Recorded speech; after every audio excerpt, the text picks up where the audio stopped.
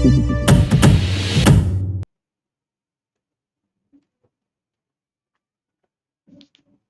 लोगों के यहाँ चाहे जो होता हो, तुलसी महतो अपनी लड़की सुभागी को लड़के रामू से जौ भर भी कम प्यार न करते थे। रामू जवान होकर भी काठ का उल्लू था। सुभागी 11 साल की बालिका होकर भी घर के काम में इतनी चतुर और खेती बाड़ी के काम में भी इतनी निपुण थी कि उसकी मां लक्ष्मी दिल में डरती रहती कि कहीं लड़की पर देवताओं की आंख न पड़ जाए। अच्छे बालकों से भगवान को भी तो प्रेम है। कोई सुभागी का बखान न करे, इसलिए वह अनायास ही उसे डांटती रहती थी। बखान से लड़के बिगड़ जाते हैं, यह भय तो न था, भय था नजर का। वही सुभागी आज 11 साल की उम्र में विधवा हो गई। घर में कोहराम मच गया था। लक्ष्मी पछाड़े खाती थी, तुलसी सिर पीटते थे। उन्हें रोते देखकर सुभागी भी रोती थी। बार बार मां से पूछती, क्यों रोती हो अम्मा? मैं तुम्हें छोड़कर कहीं न जाऊंगी, तुम क्यों रोती हो? उसकी भोली बातें सुनकर माता का दिल और भी फटा जाता था। वह सोचती थी, ईश्वर तुम्हारी यही लीला है, जो खेल खेलते हो वह दूसरों को दुख देकर। ऐसा तो पागल करते हैं। आदमी पागलपन करे तो उसे पागलखाने भेजते हैं, मगर तुम जो पागलपन करते हो उसका कोई दंड नहीं। ऐसा खेल किस काम का कि दूसरे रोएं और तुम हंसो? तुम्हें तो लोग दयालु कहते हैं, यही तुम्हारी दया है। और सुभागी क्या सोच रही थी? उसके पास कोठरी भर रुपए होते तो वह उन्हें छिपा कर रख देती। फिर एक दिन चुपके से बाजार चली जाती और अम्मा के लिए अच्छे अच्छे कपड़े लाती।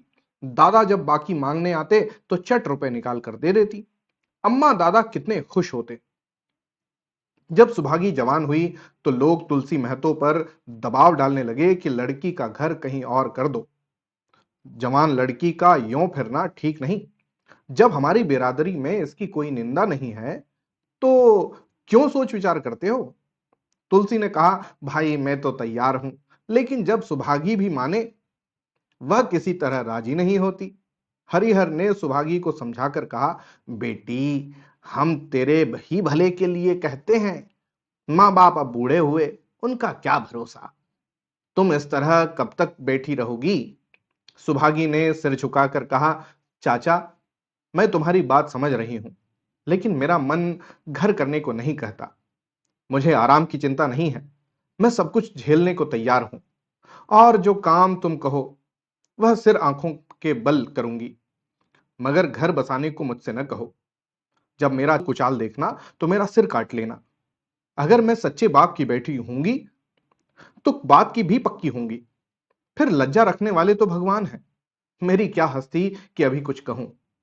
उजड्ड रामू बोला, अरे तुम अगर उजड्ड रामू बोला, तुम अगर सोचती हो कि भैया कमावेंगे और मैं बैठी मौज करूंगी तो इस भरोसे न रहना, यहां किसी ने जन्म भर का ठीका नहीं लिया। रामू की दुल्हन रामू से भी 2 उंगल ऊंची थी। मटक कर बोली, हाँ हाँ, हमने किसी का कर्ज थोड़ी खाया है कि जन्म भर बैठे भरा करें। यहां तो खाने को भी महीन चाहिए, पहनने को भी महीन चाहिए। यह हमारे बूते का नहीं है। हाँ, सुभागी ने गर्व से भरे हुए स्वर में कहा, भाभी मैंने तुम्हारा आसरा कभी नहीं किया और भगवान ने चाहा तो कभी करूंगी भी नहीं। तुम अपनी देखो, मेरी चिंता न करो। रामू की दुल्हन को जब मालूम हो गया कि सुभागी घर न करेगी तो और भी उसके सिर हो गई। हमेशा एक न एक खुचड़ लगाए रहती। उसे रुलाने में जैसे उसको मजा आता था। बेचारी पहर रात से उठकर कूटने पीसने में लग जाती, चौका बर्तन करती, गोबर पाथती, फिर खेत में काम करने चली जाती। दोपहर को आकर जल्दी जल्दी खाना पकाकर सबको खिलाती। रात को कभी मां के सिर में तेल डालती, कभी उसकी देह दबाती। तुलसी चिलम के भक्त थे, उन्हें बार बार चिलम पिलाती। जहां तक अपना बस चलता माँ बाप को कोई काम न करने देती। हाँ, भाई को न रोकती। सोचती यह तो जवान आदमी है, यह काम न करेंगे तो गृहस्थी कैसे चलेगी। मगर रामू को यह बुरा लगता। अम्मा और दादा को तिनका तक नहीं उठाने देती और मुझे पीसना चाहती है। यहां तक कि एक दिन वह जामे के बाहर हो गया। सुभागी से बोला, अगर उन लोगों का बड़ा मोह है ना तो क्यों नहीं अलग लेकर रहती हो? बस सेवा करो। तब सेवा करो तो मालूम हो कि सेवा कड़वी लगती है कि मीठी। दूसरों के बल पर वाहवाही लेना आसान है, बहादुर वह है जो अपने बल पर काम करे। सुभागी ने तो कुछ जवाब न दिया। बात बढ़ जाने का भय था, मगर उसके माँ बाप बैठे सुन रहे थे। महतो से रहा न गया। बोले, क्या है रामू, उस गरीबीन से क्यों लड़ते हो? रामू पास आकर बोला, तुम क्यों बीच में कूद पड़े? मैं तो उसको कहता था। तुलसी महतो ने कहा, जब तक मैं जीता हूं तुम उसे कुछ नहीं कह सकते। मेरे पीछे जो चाहे करना। बेचारी का घर में रहना मुश्किल कर दिया। रामू ने कहा, आपकी बेटी बहुत प्यारी है तो उसे गले में बांध कर रखिए, मुझसे तो नहीं सहा जाता। हाँ, अच्छी बात है। अगर तुम्हारी यह मर्जी है तो यही होगा।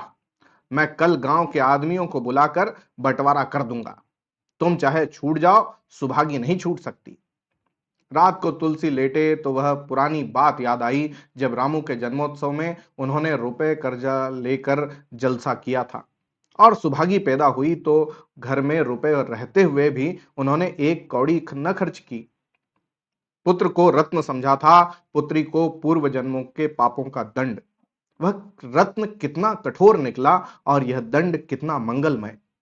दूसरे दिन महतो ने गांव के आदमियों को जमा करके कहा, पंचों, अब रामू का और मेरा एक में निबाह नहीं होता।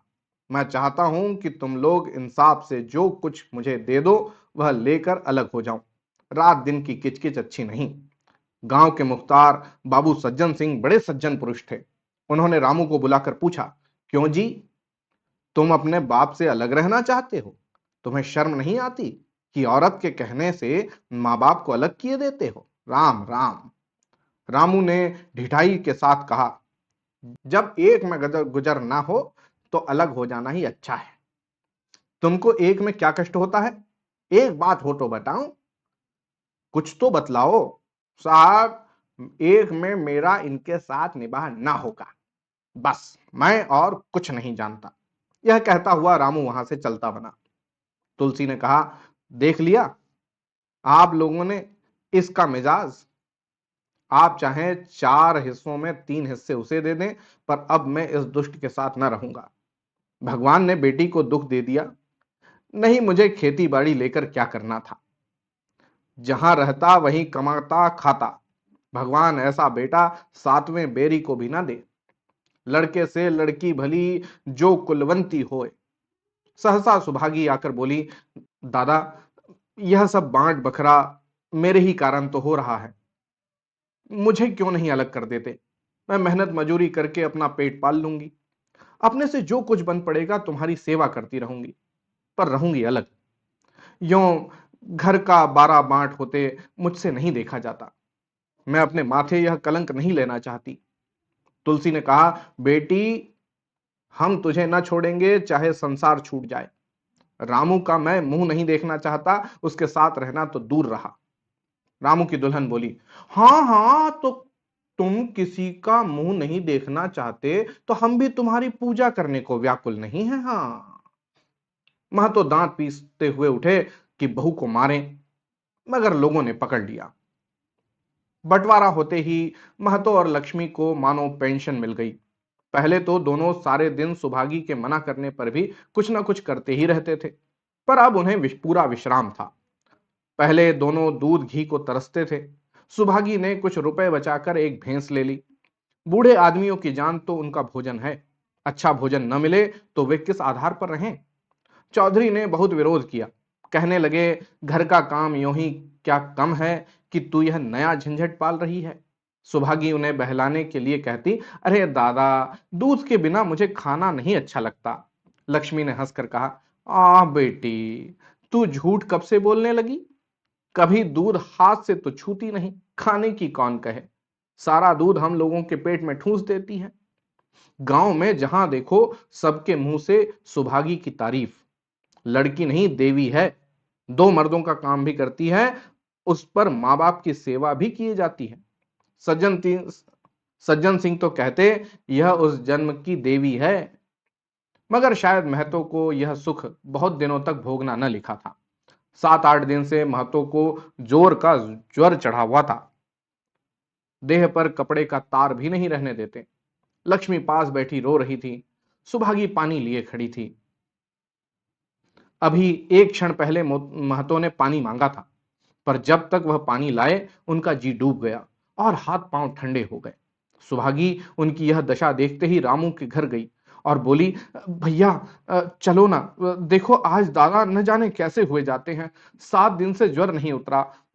रामू ने चारपाई पर लेटे लेटे कहा, तो क्या मैं डॉक्टर हकीम हूं कि देखने चलूं?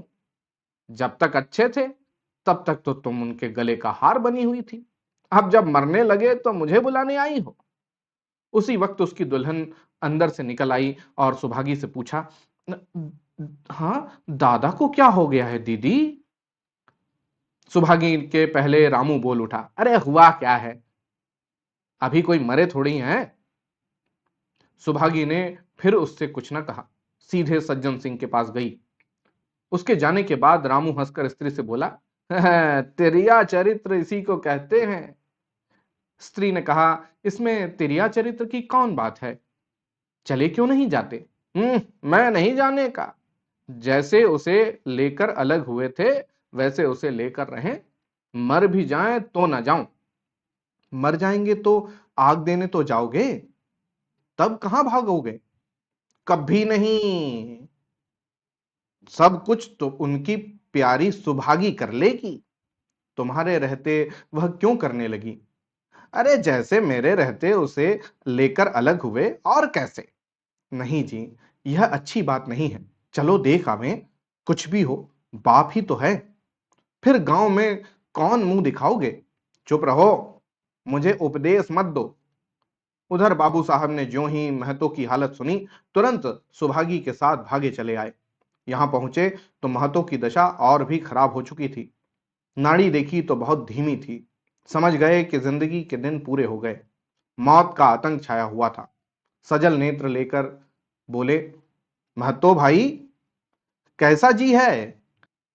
महतो जैसे नींद से जागकर बोले, हाँ बहुत अच्छा है भैया, अब तो चलने की बेला है। सुभागी के पिता अब तुम ही हो, उसे तुम ही को सौंपे जाता हूं। सज्जन सिंह ने रोते हुए कहा, भैया महतो घबराओ मत, भगवान ने चाहा तो तुम अच्छे हो जाओगे। सुभागी को तो मैंने हमेशा अपनी बेटी समझा है और जब तक जीऊंगा ऐसा ही समझता रहूंगा। तुम निश्चिंत रहो, मेरे रहते सुभागी या लक्ष्मी को कोई तिरछी आंख से न देख सकेगा, और कुछ इच्छा हो तो वह भी कह दो। महतो ने विनीत नेत्रों से देखकर कहा, और कुछ नहीं कहूंगा भैया, भगवान तुम्हें सदा सुखी रखे। सज्जन सिंह ने बोला, रामू को बुलाकर लाता हूं, उससे जो भूल चूक हो क्षमा कर दो। नहीं नहीं भैया, उस पापी हत्यारे का मुंह मैं नहीं देखना चाहता। इसके बाद गोदान की तैयारी होने लगी। रामू को गांव भर ने समझाया, पर वह अंत्येष्टि करने पर राजी न हुआ।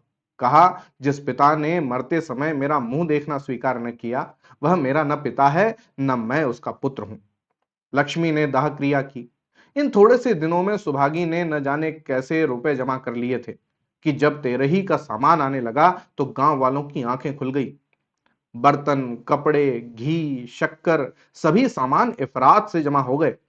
रामू देख देख जलता था और सुभागी उसे जलाने के लिए सबको यह सामान दिखलाती थी। लक्ष्मी ने कहा, बेटी घर देखकर खर्च करो, अब कोई कमाने वाला नहीं बैठा है, आप ही कुआं खोदना है और पानी पीना है। सुभागी बोली, बाबूजी का काम तो धूमधाम से ही होगा अम्मा, चाहे घर रहे या जाए। बाबूजी फिर थोड़े ही आवेंगे। मैं भैया को दिखा देना चाहती हूं कि अबला क्या कर सकती है। वह समझते होंगे इन दोनों के किए कुछ ना होगा, उनका यह घमंड तोड़ दूंगी। लक्ष्मी चुप हो रही। तेरही के दिन 8 गांव के ब्राह्मणों का भोज हुआ। चारों तरफ वाहवाही मच गई। पिछले पहर का समय था। लोग भोजन करके चले गए थे। लक्ष्मी थक कर सो गई थी।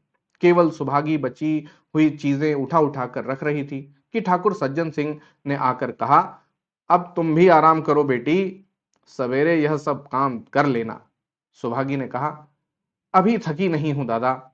आपने जोड़ लिया कुल कितने रुपए उठे? वह पूछकर क्या करोगी बेटी? कुछ नहीं, यूं ही पूछती थी। कोई 300 रुपए उठे होंगे। सुभागी ने सकुचाते हुए कहा, मैं इन रुपयों की देनदार हूं। तुमसे तो मैं मांगता नहीं। मैं तो मेरे मित्र और भाई थे, उनके साथ कुछ मेरा भी तो धर्म है। आपकी यही दया क्या कम है कि मेरे ऊपर इतना विश्वास किया? मुझे कौन 300 रुपए देता? सज्जन सिंह सोचने लगे, इस अबला की धर्म बुद्धि का कहीं वार पार भी है या नहीं। लक्ष्मी उन स्त्रियों में थी जिनके लिए पति वियोग जीवन स्रोत का बंद हो जाना है। 50 वर्ष के चिर सहवास के बाद अब यह एकांत जीवन उसके लिए पहाड़ हो गया। उसे अब ज्ञात हुआ कि मेरी बुद्धि, मेरा बल, मेरी सुमति मानो सबसे मैं वंचित हो गई। उसने कितनी बार ईश्वर से विनती की थी, मुझे स्वामी के सामने उठा लेना, मगर उसने यह विनती स्वीकार न की। मौत पर अपना काबू नहीं तो क्या जीवन पर भी काबू नहीं है? वह लक्ष्मी जो गांव में अपनी बुद्धि के लिए मशहूर थी, जो दूसरे को सीख दिया करती थी, अब बौरही हो गई है। सीधी सी बात करते नहीं बनती। लक्ष्मी का दाना पानी उसी दिन से छूट गया। सुभागी के आग्रह पर चौके में जाती, मगर कौर कंठ से के नीचे न उतरता। 50 वर्ष हुए, एक दिन भी ऐसा न हुआ कि पति के बिना खाए खुद खाया हो। अब उस नियम को कैसे तोड़े? आखिर उसे खांसी आने लगी। दुर्बलता ने जल्द ही खाट पर डाल दिया। सुभागी अब क्या करे? ठाकुर साहब के रुपए चुकाने के लिए दिलो जान से काम करने की जरूरत थी। यहां मां बीमार पड़ गई। अगर बाहर जाए तो मां अकेली रहती है। उनके पास बैठे तो बाहर का काम कौन करे? मां की दशा देखकर सुभागी समझ गई कि इनका परवाना भी आ पहुंचा। महतो को भी तो यही ज्वर था। गांव में और किसे फुर्सत थी कि दौड़ धूप करता। सज्जन सिंह दोनों वक्त आते, लक्ष्मी को देखते, दवा पिलाते, सुभागी को समझाते और चले जाते, मगर लक्ष्मी की दशा बिगड़ती जाती थी। यहां तक कि 15वें दिन वह भी संसार से सिधार गई। अंतिम समय रामू आया और उसके पैर छूना चाहता था, पर लक्ष्मी ने उसे ऐसी झिड़की दी कि वह उसके समीप न जा सका। सुभागी को उसने आशीर्वाद दिया, तुम्हारी जैसी बेटी पाकर तर गई। मेरा क्रियाक्रम तुम ही करना। मेरा भगवान से मेरी भगवान से यही अर्जी है कि उस जन्म में भी तुम मेरी कोख पवित्र करो। मां के देहांत के बाद सुभागी के जीवन का केवल एक लक्ष्य रह गया, सज्जन सिंह के रुपए चुकाना। 300 रुपए पिता के क्रियाकर्म में लगे थे, लगभग 200 रुपए माता के काम में लगे। 500 रुपए का ऋण था और उसकी अकेली जान। मगर वह हिम्मत न हारती थी। 3 साल तक सुभागी ने रात को रात और दिन को दिन न समझा। उसकी कार्य शक्ति और पौरुष देखकर लोग दांतों तले उंगलियां दबाते थे। दिन भर खेती बाड़ी का काम करने के बाद वह रात को 4-4 पसेरी आटा पीस डालती। 30वें दिन 15 रुपए लेकर वह सज्जन सिंह के पास पहुंच जाती। इसमें कभी नागा न पड़ती। यह मानव प्रकृति का अटल नियम था। अब चारों ओर से उसकी सगाई के पैगाम आने लगे। सभी उसके लिए मुंह फुलाए हुए थे। जिसके घर सुभागी जाएगी उसके भाग्य फिर जाएंगे। सुभागी यही जवाब देती, अभी वह दिन नहीं आया। जिस दिन सुभागी ने आखिरी किस्त चुकाई, उस दिन उसकी खुशी का ठिकाना न था। आज उसके जीवन का कठोर व्रत पूरा हो गया। वह चलने लगी तो सज्जन सिंह ने कहा, बेटी, तुमसे मेरी एक प्रार्थना है। कहो कहूं, कहो न कहूं, मगर वचन दो कि मानोगी। सुभागी ने कृतज्ञ भाव से देखकर कहा, दादा, आपकी बात न मानूंगी तो किसकी बात मानूंगी? मेरा तो रोया रोया आपका गुलाम है। अगर तुम्हारे मन में यह भाव है तो मैं न कहूंगा। मैंने अब तक तुमसे इसलिए नहीं कहा कि तुम अपने को मेरा देनदार समझ रही थी। अब रुपए चुक गए। मेरा तुम्हारे ऊपर कोई एहसान नहीं है, रत्ती भर भी नहीं। बोलो, कहूं? आपकी जो आज्ञा हो। देखो, इनकार न करना, नहीं मैं फिर तुम्हें अपना मुंह न दिखाऊंगा। क्या आज्ञा है दादा? मेरी इच्छा है कि तुम मेरी बहू बनकर मेरे घर को पवित्र करो। मैं जात पात का कायल हूं, मगर तुमने मेरे सारे बंधन तोड़ दिए। मेरा लड़का तुम्हारे नाम का पुजारी है। तुमने उसे बारहा देखा है। बोलो, मंजूर करती हो? दादा, इतना सम्मान पाकर पागल हो जाऊंगी। तुम्हारा सम्मान भगवान कर रहे हैं बेटी। तुम साक्षात भगवती का अवतार हो। मैं तो आपको अपना पिता समझती हूं। आप जो कुछ करेंगे मेरे भले के लिए ही करेंगे। आपके हुक्म को मैं कैसे इनकार कर सकती हूं। सज्जन सिंह ने उसके माथे पर हाथ रखकर कहा, बेटी, तुम्हारा सुहाग अमर हो। तुमने मेरी बात रख ली। मुझसे भाग्यशाली संसार में और कौन होगा। तो ये थी आज की कहानी सुभागी। आपको कैसी लगी कमेंट करके जरूर बताइएगा।